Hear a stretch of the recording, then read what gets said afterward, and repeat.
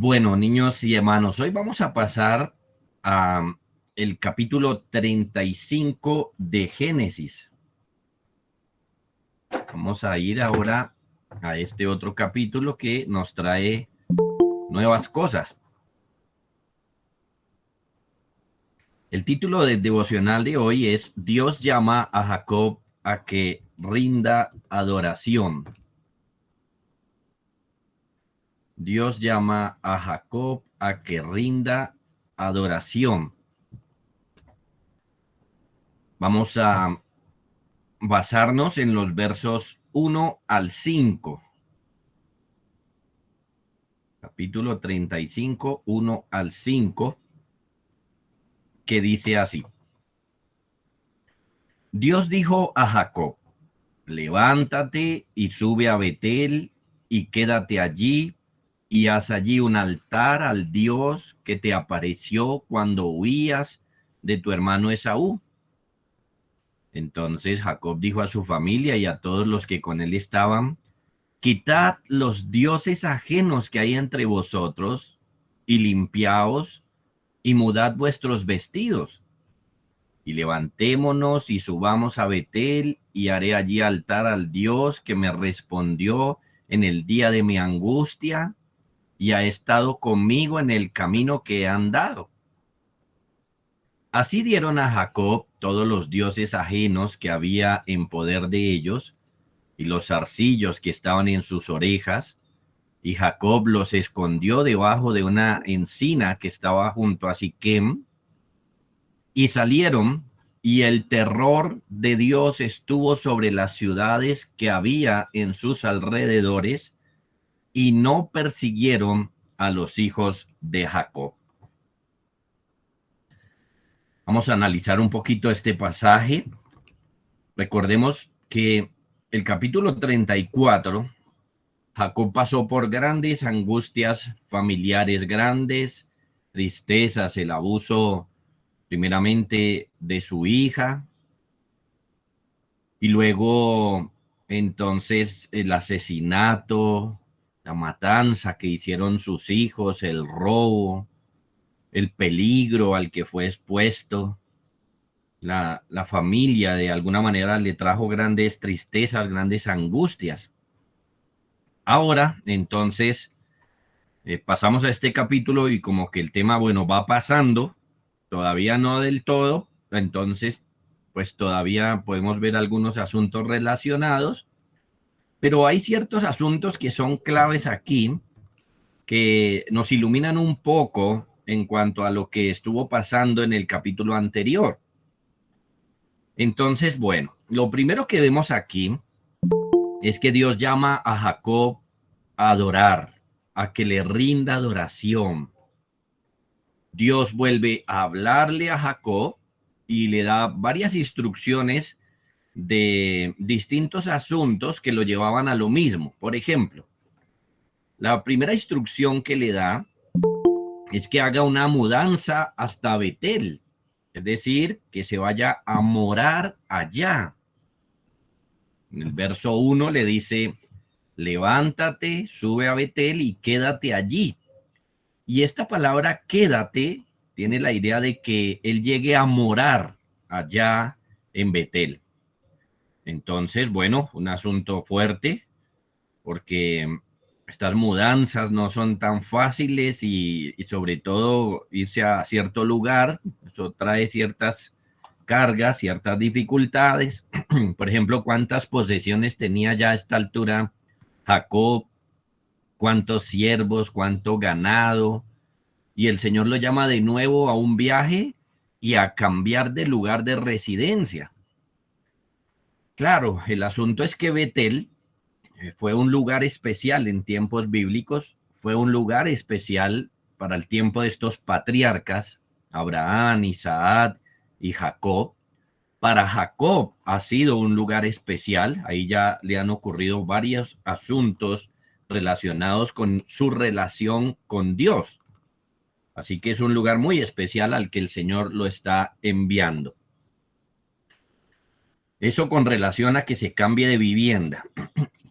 Lo segundo que le manda el Señor ahí es que vaya y haga un altar. Es decir, que el Señor aquí le pone peso a su relación con él, que Jacob le ponga peso a la relación con Dios. Básicamente, el Señor aquí viene a recordarle sus misericordias, porque le dice, haz allí un altar al Dios que te apareció cuando huías de tu hermano Esaú. Indirectamente, con esta expresión, el Señor le está recordando a Jacob el voto que Jacob hizo. Jacob había hecho un voto y el Señor se lo recuerda aquí. Ese voto nosotros ya lo vimos por allá en el capítulo 28, donde Jacob mismo oró y le dijo al Señor, si volviera en paz a la casa de mi padre, Jehová será mi Dios. Y esta piedra que he puesto por señal será casa de Dios. Y de todo lo que me dieres, el diezmo apartaré para ti. Y han pasado alrededor de unos 7 años de ese voto y Jacob no lo recordó. Jacob no ha ido a ese lugar que él mismo le llamó casa de Dios en todo este tiempo. Él dijo, este lugar será casa de Dios y lo abandonó. Claro, estuvo bien que cuando Jacob llegó a Siquem, erigió ahí un altar y recordamos que le puso por nombre el Eloé Israel, el que Dios es el Dios de Israel. Y ese altar sirvió de testimonio ahí para los siquemitas, pero con tanta maldad que acaba de ocurrir de sus hijos, el mismo pecado de Jacob en su pasividad en todo esto, seguramente ese testimonio podría ser más odiado que abrazado. Así que el Señor le recuerda su voto, le recuerda cómo lo ha librado, la misericordia que tuvo con relación a Esaú, y entonces lo envía, digámoslo así, a la casa de Dios. Lo envía al lugar que Jacob mismo le ha llamado la casa de Dios. Eso fue lo que hizo el Señor entonces en este momento que le habló a Jacob. Ahora, en cuanto a Jacob, podemos ver varios asuntos importantes. Por ejemplo, vemos el liderazgo de Jacob sobre su familia. Aquí vemos un cambio enorme en Jacob, porque en el capítulo anterior vimos su pasividad a la hora de dirigir a sus hijos, pero ahora al parecer estas aflicciones que han ocurrido le han transformado y asume entonces un liderazgo bueno, un liderazgo sabio. No solamente entonces le cuenta a su familia que Dios le ha hablado, sino que ahora le manda a su familia 3 cosas claves. Miren, lo primero les manda que quiten los dioses ajenos. Aquí notamos entonces que Jacob no solo había sido pasivo con relación al asunto de Dina, sino que él sabía que su familia tenía dioses falsos y no había hecho nada. Por ejemplo, él llegó a saber de los ídolos de Raquel. Recordamos que esos ídolos de Labán que ella le robó. Recordamos que cuando ella se lo robó, el pasaje nos dijo que él no supo. Pero aquí vemos que él sabe que su familia tiene estos ídolos, estos dioses falsos. También sabía de otros que sus hijos seguro habían adoptado en el camino, seguramente otros que habían ahí en Siquem. Además, los siervos que ahora tienen, ellos normalmente traían ídolos porque eran idólatras, por supuesto. Entonces les manda eso, les manda que quiten eso. Así, en el verso 4 vemos que todos fueron obedientes y le dieron todos sus ídolos. Dice, así dieron a Jacob todos los dioses ajenos que había en poder de ellos y los zarcillos que estaban en sus orejas, y Jacob los escondió debajo de una encina que estaba junto a Siquem. todo le dieron a Jacob, aún hasta los aretes de idolatría que tenían. Y Jacob tomó muy en serio esto, y entonces los escondió de ellos en un lugar donde ellos no supieran. Los escondió ahí en Siquem, de tal manera que como ellos iban a viajar a otro lado, entonces ya no se pudieran devolver. Así entonces, Jacob ejerció el liderazgo, les ordenó que quitaran los ídolos y ellos lo hicieron. Lo segundo que les ordenó fue que se limpiaran o se lavaran. Esta es una orden interesante, ¿no? Imagínense, como uno diría, como cuando uno le dice a los hijos, bueno, vayan a bañarse, pero es una orden más profunda. Esta es una orden importante porque ellos no solamente tenían ídolos, sino que esto y todos sus pecados traían suciedad a sus almas. Así que al mandar lavarse, al mandarles que se laven, hace dos cosas. Por un lado, que no se vayan a presentar en la presencia del Señor sucios. Eso es importante aún también para nosotros. Miren, les voy a leer un pasaje de Hebreos 10:22 que dice: acerquémonos con corazón sincero, en plena certidumbre de fe, purificados los corazones de mala conciencia y lavados los cuerpos con agua pura. Así que, noten, esto es importante cuando vamos a la presencia del Señor. Pero por otro lado, el punto principal es este, que si la limpieza externa es importante, la interna más. Entonces, en este contexto de Génesis 35, este lavarse representa también la limpieza del alma. No solamente hay que lavarse por fuera, sino internamente.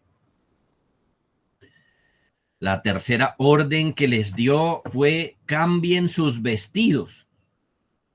Y esta orden va con el mismo pensamiento acerca de la limpieza. Aquí lo que les está mandando es que vayan a la presencia del Señor con la mejor ropa, con unos mejores vestidos, unos vestidos apropiados para estar en la presencia del Señor. Eso es observar el debido decoro y tener el mejor aspecto que puedan en la presencia del Señor.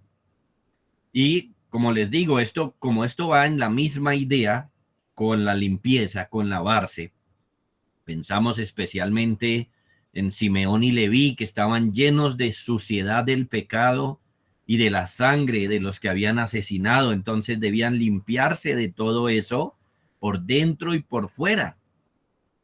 Vale la pena resaltar que en todo esto los hijos fueron obedientes. La familia y los siervos. Jacob mandó estas cosas y fue obedecido. Entonces, cuando esto ocurre, uno se pregunta, ¿no podía haber mandado Jacob estas cosas antes? Lo que nos resalta aquí entonces que uno de los errores y pecados críticos de Jacob fue no liderar. En el capítulo anterior vemos que abandonó el liderazgo, pecado que cometen muchos papás. No mandar lo que es correcto, dejan de mandar. Entonces, bueno, ocurrieron cosas terribles bajo esa pasividad de Jacob. Así que hemos visto lo que Dios le dijo a Jacob, hemos visto el liderazgo de Jacob, y ahora el tercer asunto mayor aquí que vemos es la bendición divina. La bendición de Dios sobre Jacob y su familia. Miren, como lo dijo Jacob en los últimos versos del capítulo 34, sus vecinos les querían hacer daño por la masacre que cometieron los hijos de Jacob. Aquí lo vemos. Fue Dios el que obró, induciendo el terror en los cananeos para que por ese terror no le hicieran daño a esta familia.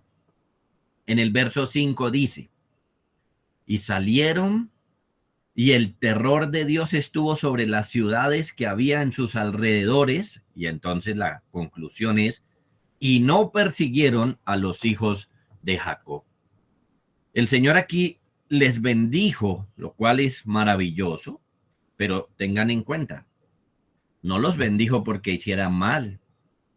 No es que hicieron mal y Dios los bendijo, no, sino que los bendijo porque habían planes mayores prometidos sobre ellos, porque Dios cumple su promesa a Abraham e Isaac, a pesar de que ahora estos hijos son malos. Dios es fiel, aunque los hombres infieles. Eso es importante. Ahora, ¿qué tiene que ver esto con el Señor Jesús? Hay aquí un asunto muy importante. El hecho de que Dios preservó a esta familia que merecía morir por sus pecados, o por lo menos Simeón y Leví, el hecho de que Dios preservó a la familia es porque de ellos vendría el Señor Jesús. Dios aquí está adelantando su plan salvífico, cuidando que avance como Él lo ha dicho, que el Mesías vendría de la descendencia de Abraham, Isaac y Jacob. Así que aquí vemos al Señor cumpliendo esta otra promesa fielmente. No solamente que cuidó a Jacob y su familia, sino el propósito mayor, que era asegurar la venida del Señor Jesús. Ahora, vamos a ver qué aprendemos de este pasaje y a diferencia de los devocionales anteriores, vamos a sacar varias lecciones de aquí. Casi siempre sacamos 3, 2. Hoy vamos a sacar varias, porque aunque es un pasaje corto, hemos tomado 5 versos, habían hartas cosas en él. Entonces, prestemos atención a qué aprendemos de este pasaje. Miren, aprendemos que la casa de Dios no debe ser descuidada. Noten cómo los asuntos de esta vida distrajeron a Jacob y al final él descuidó la casa. Debemos advertirnos de esto y no descuidarla como él lo hizo, y ahora el Señor tiene que llamarlo al orden. En segundo lugar, aprendemos el mal que viene al descuidar la casa de Dios.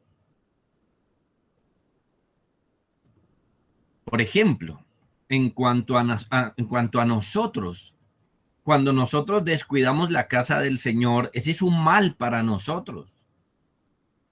No solo Jacob descuidó la casa de Dios, sino que entonces esto le trajo un mal a él mismo, y es lo que hemos visto en el capítulo 34.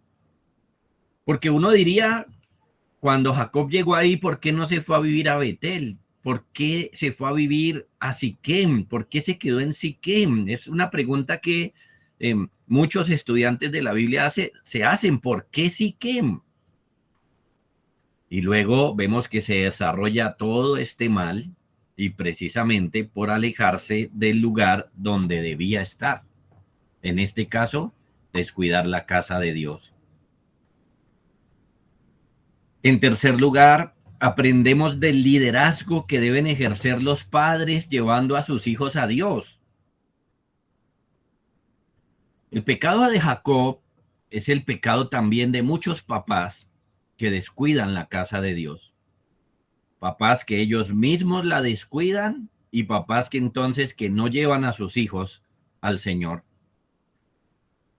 Vemos aquí entonces que Jacob descuidó la casa de Dios, las cosas de Dios, y después todos sus hijos estaban en la más terrible oscuridad. Ese pecado de Jacob es el mismo pecado de muchos papás. Lo bueno aquí es que vemos a un padre volviendo al liderazgo, mandándole seguir a Dios, buscar a Dios, que se limpien, que vayan a su casa, que pongan buena ropa para ir a la presencia y que se limpien por dentro. Eso está muy bien. En cuarto lugar, aprendemos que debemos obedecer a nuestros padres para buscar al Dios verdadero. Si nos llevan a la iglesia, si nos mandan ir, si nos mandan buscar a Dios, si nos mandan orar, todas esas cosas deben ser obedecidas, porque eso será para nuestro bien. Dios le dio autoridad a los padres y ellos deben ser obedecidos en todas esas cosas buenas. Y por último, aprendemos que no debemos ir a Dios de cualquier forma. Debemos ir bañados, debemos ir con buena ropa, una ropa acorde para adorar a Dios. Y especialmente esto es para que esta limpieza y este decoro y este cuidado nos enseñen, nos hagan caer en cuenta que internamente debemos ir bien ante el Señor, debemos limpiarnos, debemos arrepentirnos, debemos pedir perdón. Eso es lo que enseña, por ejemplo, el profeta Isaías, cuando dice, por ejemplo, lavaos y limpiaos, quitad la iniquidad de vuestras obras delante de mis ojos, dejad de hacer lo malo, venid luego y estemos a cuentas. Así que el Señor en muchos lugares de las Escrituras nos llama a mirar cómo estamos para ir a Él, que nos arrepintamos, que pidamos perdón, que tengamos este respeto de su presencia. No es que no vayamos, no es que digamos, no, pues como estoy mal no voy, no, es que nos arrepintamos, que nos limpiemos, que nos lavemos, que pidamos perdón por Cristo y entonces vayamos a Él. Esa es la lección. Oremos que el Señor nos ayude a aplicar entonces todas estas cosas que aprendemos hoy. Padre, te damos muchas gracias por este tiempo devocional, por este pasaje en el cual encontramos tantas aplicaciones. Señor, te damos gracias por ello. Rogamos perdón, Señor, por nuestros descuidos pecaminosos, por tu casa, por los hijos al no mandarle o los hijos al no obedecer, por ir mal muchas veces ante tu presencia, por no tener el peso, Señor, de que debemos ir de una forma correcta, interna y externamente. Padre, rogamos que pongas estas lecciones en nuestros corazones, que seamos transformados y no descuidemos de ninguna manera estos asuntos tan importantes, Señor, para tu gloria y para nuestro bien. Bendice a los niños, bendice a los hermanos, en el nombre de tu Hijo Jesucristo. Amén. Bueno, niños, hoy la tarea muy sencilla. ¿Qué aprendemos de este pasaje? Solamente, ¿qué aprendemos de este pasaje? El Señor les bendiga, que tengan un buen día a todos.